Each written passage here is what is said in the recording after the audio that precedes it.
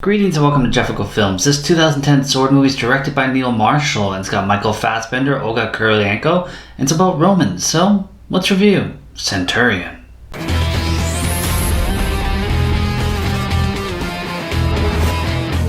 This movie, like most Roman movies, starts out with a lot of narration in 117 AD. The Roman Empire stretched from the African desert to the Caspian Sea, but its farthest, most untamed frontier was northern Britain. The Picts stopped their invasion, but Rome gave orders to win by any means. We get some cool 3D credits for a movie that's not in 3D, and then a topless Fassbender running in the snow. But that's a time jump. His name is Quintus Dias. Dias spent 2 years there, narrating the longer he stays, the worse it gets, and then his outpost is attacked in the night.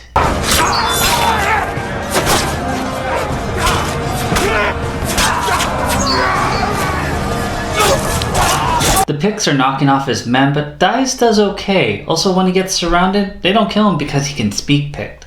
In another camp, we meet Titus, who's arm wrestling a guy who refuses to believe that he's been beaten, and a big bar fight breaks out. It's the 9th Brigade, and the next day he has to pull rank on a messenger boy.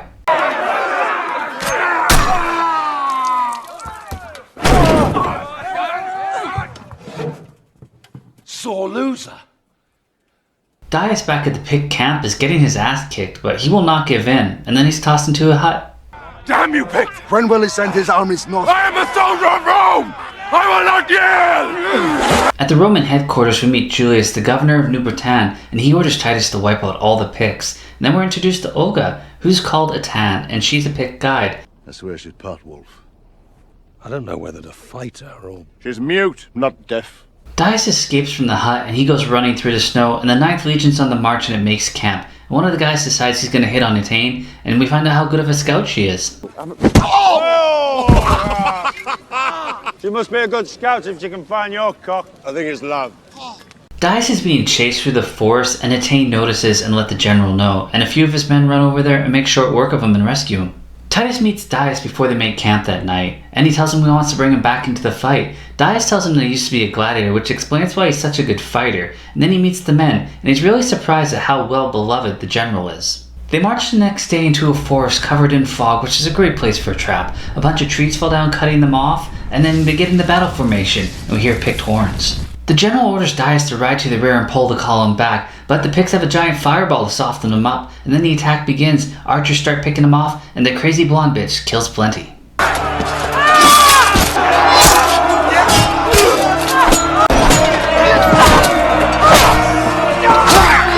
One of the general's favorites don't fare too well, and Dias is knocked off his horse and covered in bodies. The general's taken hostage, and we see Etain riding with the Pict leader. After the battle, Bothos and Brick find Dias, and they look over the dead, and Dias gives us a great quote. It's easy to turn to the gods for salvation, but it's soldiers who do the fighting, and soldiers who do the dying, and the gods never get their feet wet. They find Thax, Marcros, and Leonidas and tell him that the general is taken north, and Tarak shows up, straight from the kitchen. They stealthily sprint across the lands, keeping their heads down, and they see a couple Romans running from Etain as she's viciously hunting them down. Dias has some idea where they've taken the general, back to the Picts' camp, so they find a cave that night, have a fire, and get to know each other. Supposed to be my last tour. Still could be. Had my eye on a farm in Tuscany, where the sun warms the skin. Titus and Gorlacon meet, and we find out why Etain is not a fan of Romans, and the boys finally get there, but they hide and wait till night before they go in, and we get this amazing shot.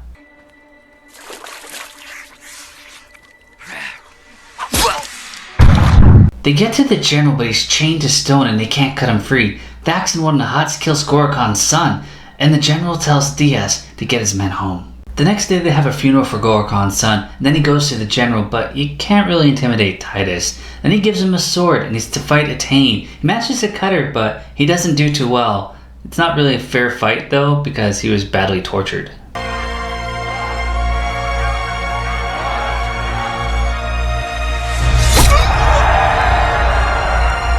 Dias gives the boys a strategy to get home, and Gorlacon sends out Etain and a bunch of killers to hunt them down. Running through the snow, Macros says he's going to leave the group first chance he gets because they're slowing him down. He's a fast sprinter. We learn the blue face paint on the Picts means that there's no turning back, that they would rather die than fail. Also, sleeping in the snow's gotta suck.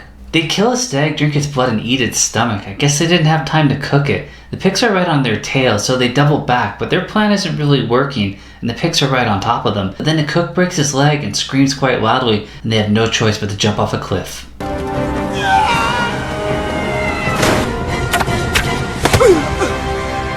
No! Tarek! Tarek gets double arrowed, and Thax and Micros get separated from the group.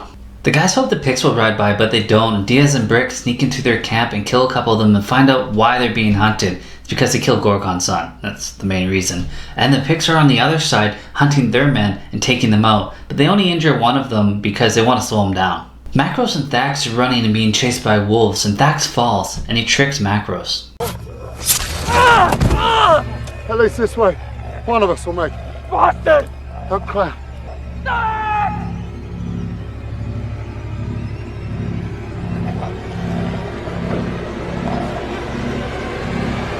Dias, Bothos, and Bricks come across a small home in the woods, and Dias runs into Ariane. People think she's a necromancer, which usually keeps others away. She helps Bothos with his leg, but Brick is still suspicious. She makes them soup, and he doesn't know the difference between death caps and regular mushrooms, so he's pretty suspicious on that too. Dias explains that a demon is hunting them, and the next morning he takes a leak in the river, and him and Ariane have a nice moment.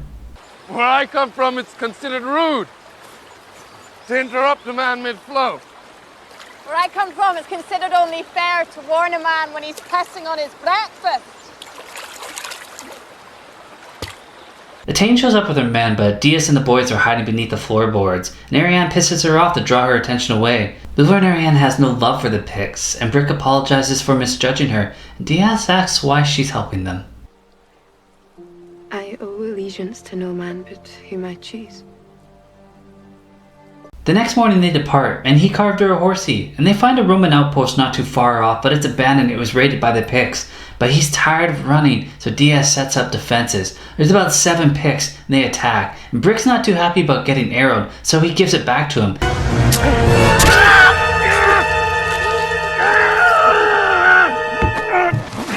And Etain spares him, but he makes the best use of it.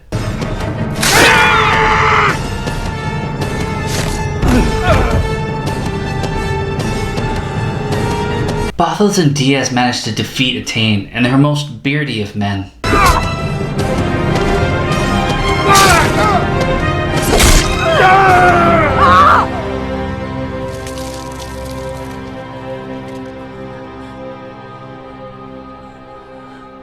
They have a fire that night, and Thax shows up and asks, "This is it? This is all that's left?" They take the 2 picked horses and they ride up, and they find the Romans are building a wall, and Thax puts a blade to Dias. He doesn't want them finding out that he killed the boy. I'm not sure the Romans would care. Bothos rides up to the wall and they shoot him because he's dressed like a Pict. And again, Dias is sole survivor, and he walks and takes his friend inside. Governor Julius advises not to speak of the fate of the 9th Legion, because if word got out, every tribe would rise up against them. So they have to take care of Dias, but he's not stupid. They try to jump him and they manage to stab him in the leg, but he gets some answers, and then he rides back to Ariane. Is this how Rome honors our heroes? You want to bury the truth, and me along with it. You are too much of a risk. Where will you go? Where I belong. I mean, it sucks that his own nation turned on him, but I could think of worse fates than to spend your days with Imogen Poots. I'm not sure I can think of many better. It's getting cold. Thank you.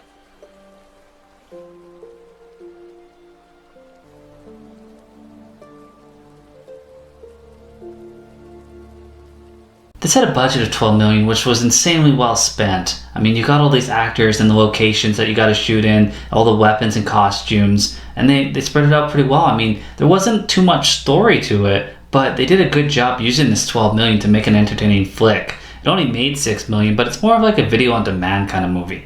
Director Neil Marshall did The Descent, Doomsday, and recently Hellboy, which we'll talk about that. It's not entirely his fault, but he's a pretty good director. I've enjoyed a lot of his work.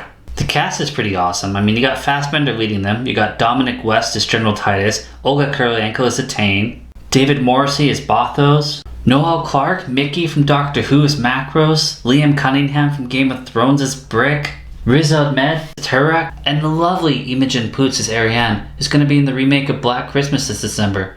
The 3rd or 4th remake. According to one legend, the 9th Legion marched into Scotland from York with over 3,000 men and disappeared. In recent years, historians have disputed the fate of the Legion, but others believe they were disbanded, while others believe they were massacred.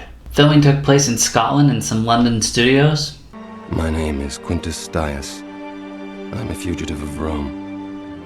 And this is neither the beginning nor the end of my story. I do understand where people are coming from that don't like this movie, because there isn't a ton of story. It's like, here's our problem, now we have to get to this location, now we gotta get to this location. It's a lot more traveling than it is dialogue, than it is story, but it's still really done well. It's very bloody and violent, which I'm okay with.